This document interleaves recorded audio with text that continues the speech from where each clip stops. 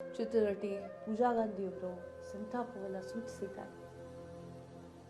S, ನೋಡ್ಕೊಂಡು ಬನ್ನಿ.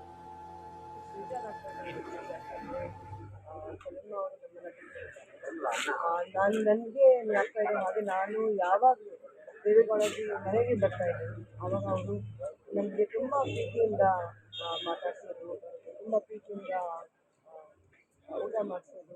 So ಅವರಲ್ಲಿರೋ ಒಂದು ಮಾತೃಭಾವ ಏನಿದೆ, ತಾಯಿ ಭಾವ ಏನಿದೆ ಅಂತ ನಿಜವಾಗ್ಲೂ ನಾವು ಒಂದು ಒಳ್ಳೆ ವ್ಯಕ್ತಿನ, ಒಳ್ಳೆ ಮಹಿಳೆನ ನಾವು ಉಳಿಸ್ಬೇಕು ಮಾಡ್ಕೊಡ್ತೀವಿ.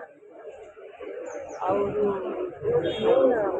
ಈ ಸಂದರ್ಭ ಇದೆ, ಈ ಸಂದರ್ಭದಲ್ಲಿ ದೇವೇಗೌಡಜಿ ಅವರ ಕುಟುಂಬಕ್ಕೆ, ಕುಮಾರಣ್ಣ ಅವರಿಗೆ, ಮಂಜುನಾಥ್ ಅವರಿಗೆ, ಎಲ್ಲರಿಗೂ ದೇವರ ಶಕ್ತಿ ಕೊಡಲಿ ಅಂತ ನಾನು ಹೇಳ್ತೀನಿ.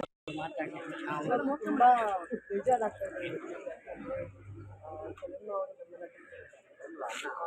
ನನಗೆ ಜ್ಞಾಪಕ ಇದೆ ಹಾಗೆ ನಾನು ಯಾವಾಗ ದೇವೇಗೌಡಜಿ ಮನೆಗೆ ಬರ್ತಾ ಇದ್ದೆ